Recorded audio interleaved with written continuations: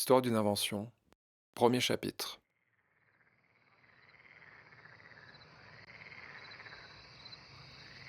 Nuit d'été, devant une maison de campagne.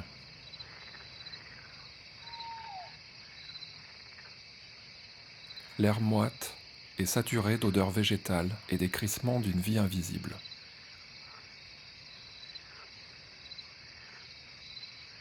H est assis sur un fauteuil d'osier à côté du pas de la porte.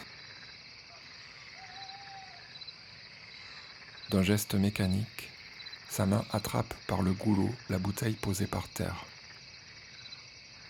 La bière tiédissante glisse vers son estomac pour y épaissir son tapis d'alcool.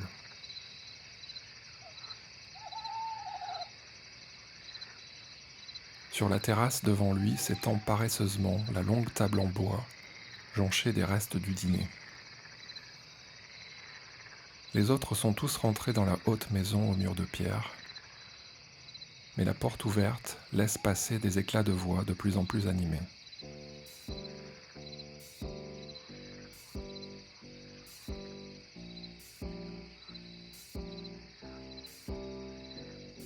Dans la grande pièce qui sert de salon, résonne une fiévreuse conversation, où comme d'habitude, c'est la voix de S qui surplombe toutes les autres.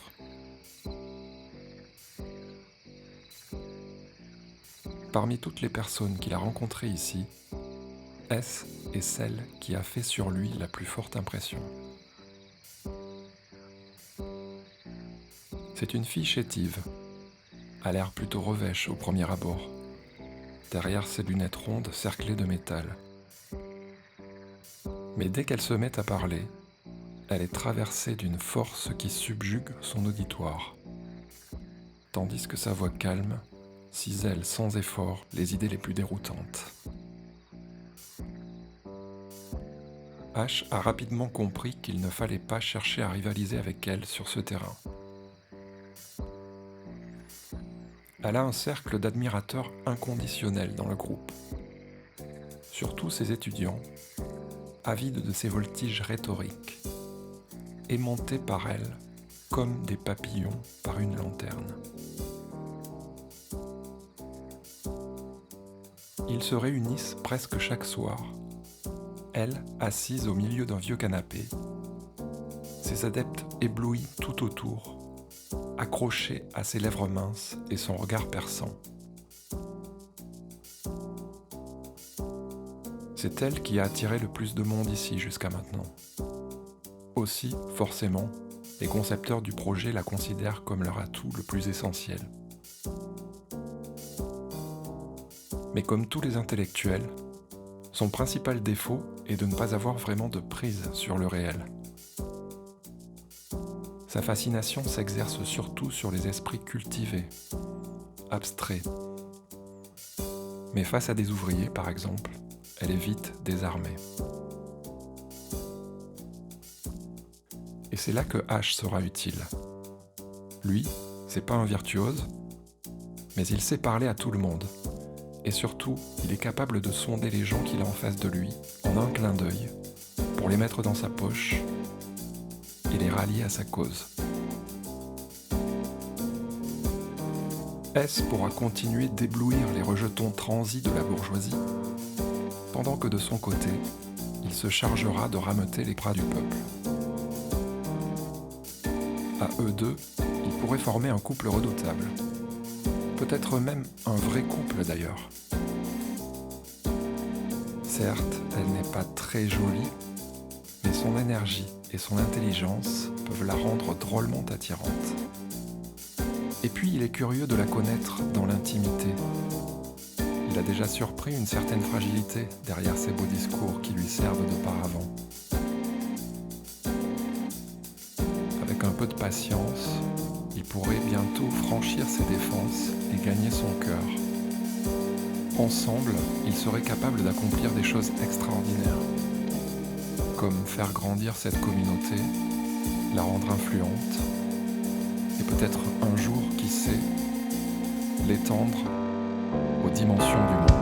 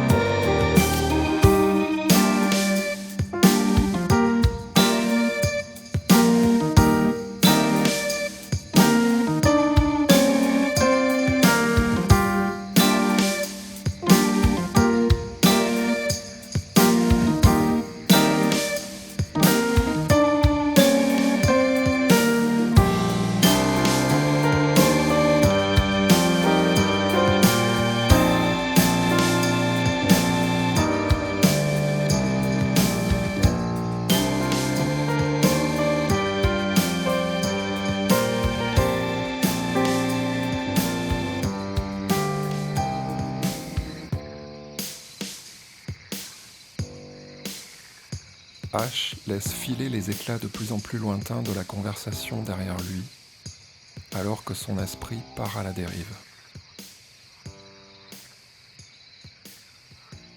Quand brusquement, des pas se rapprochent de la porte et 2 filles sortent en trombe sur la terrasse. En passant, l'une d'elles lui lance un grand sourire embrumé et charmeur. Elle porte une médaille scintillante accrochée par un collier autour de sa tête et des boucles en étoiles d'or qui s'entremêlent à ses longs cheveux blonds. Toutes deux passent derrière la table pour s'asseoir sur un banc et allumer un joint. Elles sont bientôt suivies par 2 types qui hésitent à s'asseoir pendant 2 minutes, faisant semblant d'observer le ciel pour y chercher des constellations.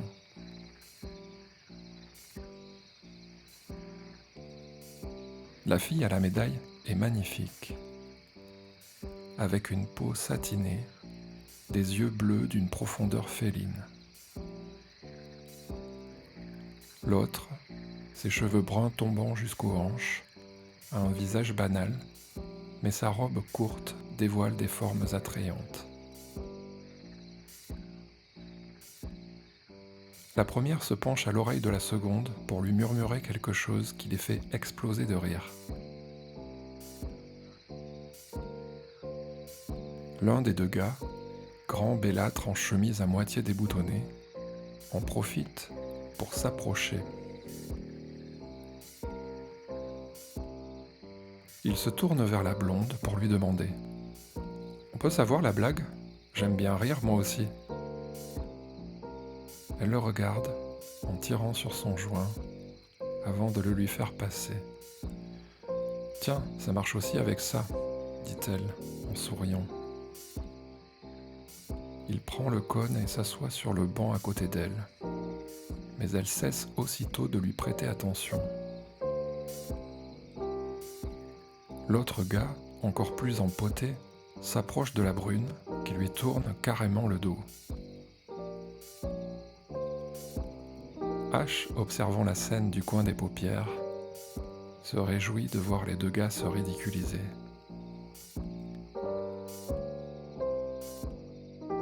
Cependant, la belle devient très volubile. Elle raconte quelque chose qui a l'air incroyable, avec d'inutiles mais gracieux moulinets du poignet gauche. Sa bouche ourlée s'entr'ouvre dans une moue mutine, tandis que sous la table, ses jambes fuselées se croisent et son pied nu se balance en rythme. Elle est vraiment splendide. H sent qu'elle fait son petit numéro pour lui. Il faut absolument qu'il s'empare de cette finesse, de cette grâce, et qu'elle ploie sous son pouvoir. Au même moment, la discussion est ravivée dans le salon, la voix de S s'élevant une fois de plus au-dessus des autres. H ferme les yeux. Décidément, il a bien fait de venir ici. Cet endroit regorge de possibilités passionnantes. « Alors tu fais passer ?» demande la blonde. Elle a tourné la tête du côté du grand type qui l'observe du coin de l'œil, fait semblant de lui tendre le joint, puis le retire. 2 fois, 3 fois. Elle se tourne complètement en gloussant.